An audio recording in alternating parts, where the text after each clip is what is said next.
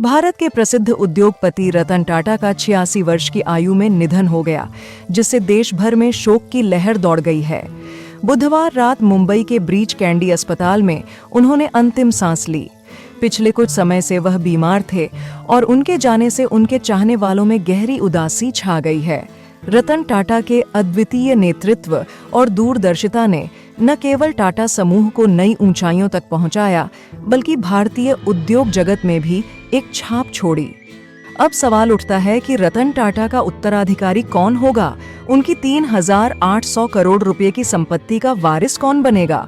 चूंकि रतन टाटा ने शादी नहीं की और उनकी कोई संतान नहीं है, इस कारण उनके उत्तराधिकारियों को लेकर अटकलें तेज हो गई हैं।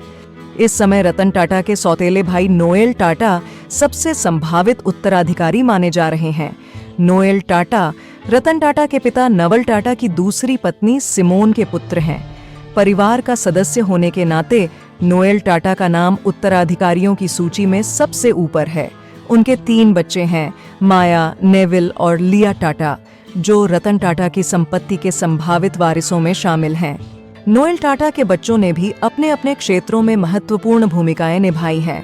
34 वर्षीय माया टाटा टाटा अपॉर्चुनिटीज फंड और टाटा डिजिटल में महत्वपूर्ण जिम्मेदारियां संभालती हैं। उन्होंने टाटा न्यू ऐप के लॉन्च में भी महत्वपूर्ण योगदान दिया। वहीं 33 वर्षीय नेविल टाटा ट्रेंट लिमिटेड के प्रमुख हाइपर मार्केट चेन स्टार बाजार का नेतृत्व कर रहे हैं। 39 वर्षीय लिया टाटा टाटा ग्रुप के हॉस्पिटैलिटी सेक्टर में कार्यरत हैं और ताज होटल्स, रिसॉर्ट्स एंड पैलेसेस की जिम्मेदारी संभालती हैं। रतन टाटा का निधन भारतीय उद्योग जगत के लिए एक बड़ा क्षति है। उनके उत्तराधिकारियों का चयन न केवल उनके परिवार के लिए, बल्कि टाटा समूह के भविष्य के लिए भी अत्यंत महत्वपूर्ण है। ऐसे में यह देखना होगा कि कौन उनके विचारों और दृष्टिकोण को आगे बढ़ाने में सक्षम होगा।